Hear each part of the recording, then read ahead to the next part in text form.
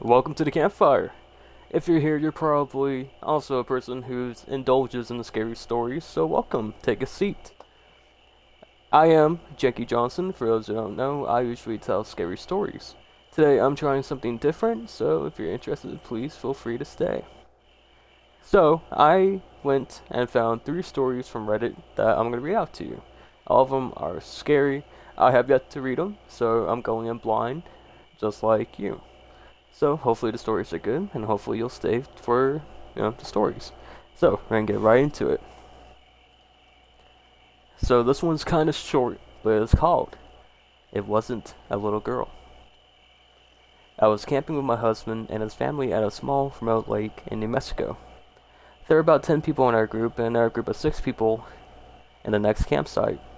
It was nighttime, and both groups were doing typical activities, making s'mores, having a few drinks, and telling stories. What we all heard was sounding like a little girl yelling out for help. Neither group had children with them, but we were all positive that we were hearing a little girl and decided to search the area where we heard the noises from all together. There were a field behind our campsite, and we saw a very tall, pure white figure standing maybe 100 feet away from us in the field, making a noise. We all agreed to this thing looked maybe 6 feet tall, skinny, and white as it can be. We made our way closer to investigate, but whoever it was that we saw started backing off as we got closer, and it disappeared into the trees. All night, we continued to hear a little girl calling for help as we tried to sleep. Kind of scary. More mysterious, if anything.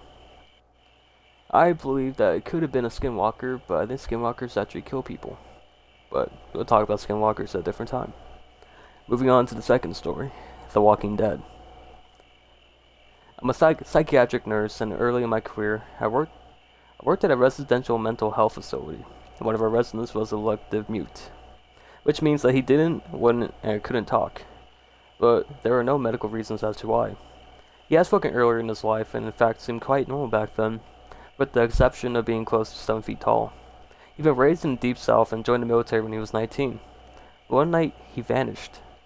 He was declared AWOL, and eventually he was declared missing and dead. 10 years later, a 7-foot-tall man walked into the VA hospital emergency room in my part of the Midwest, and said to the receptionist, "My name's Marion Duchesne," not the real name, "and I've been dead for 10 years. Those are the last words he ever spoke. He was covered in dust, and he was wearing the same clothes he'd been reported to be wearing the night he vanished. His social security number had not been used, and he had no identification on his person. However, they were able to identify him, I guess via fingerprints. The family was notified, but they said they already grieved their lost man, and whoever was claiming to be him simply could not be. They demanded not to be contacted again. Marion paced all day, every day, moving his mouth that looked like talking or muttering, but no sound came out. He had an unnerving habit of throwing his head back with his mouth wide open.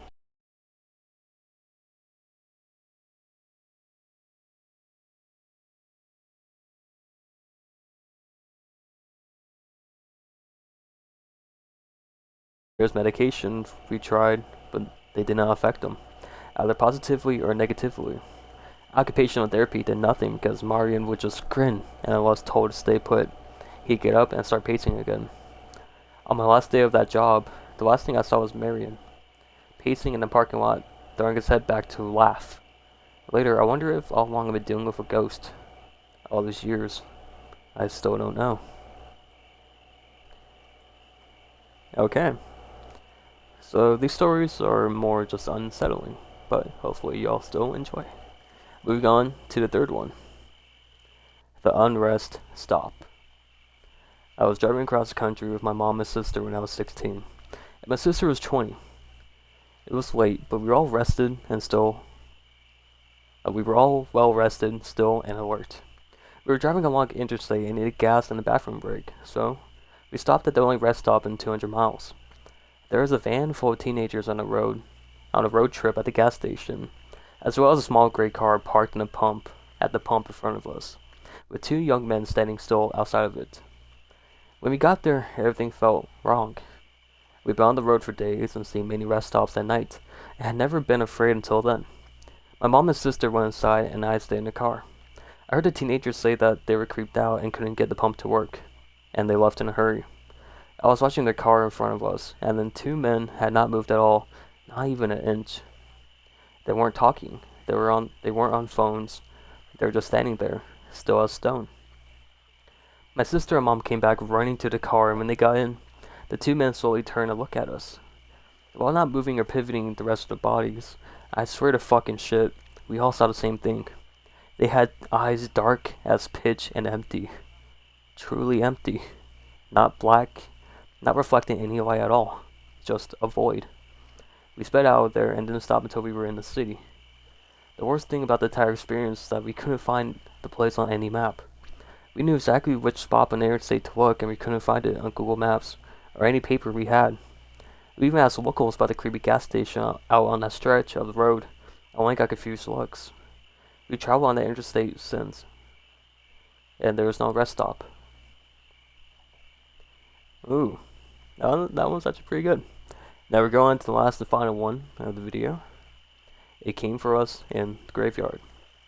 We were driving my friend's really old BF Subaru through a massive graveyard. We stopped and walked down the hill and came across a little pond. There was someone sitting on a rock on the other side of the pond. The figure was all black, and we couldn't make out any features other than the fact it looked like a man who was wearing some old style top hat. We stupidly waved and shouted, "Hi." He didn't show any acknowledgement and continued sitting still on the rock. All of a sudden, he jumped to his feet, started running to us on the water, and then vanished into thin water about halfway on the pond. My friends and I screamed and ran back to the car. The car wouldn't start. We heard something banging on the back of the car. It wasn't a constant bang, but every few seconds or so we heard it.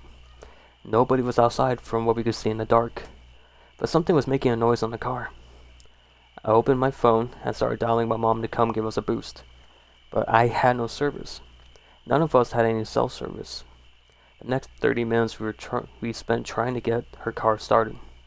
No banging was heard afterwards, but we felt this heavy pressure around us. Finally, the car started and she hit the pedal to the metal.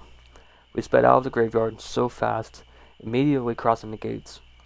All of our phones regained self-service.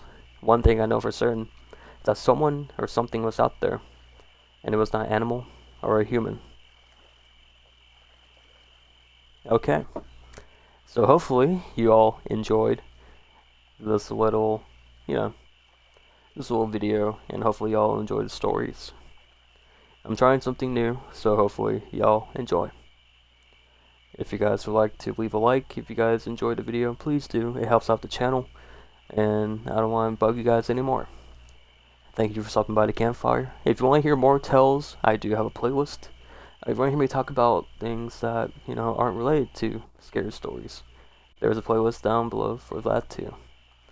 So thank you guys for watching the video, and I'll see you guys later. Bye everyone.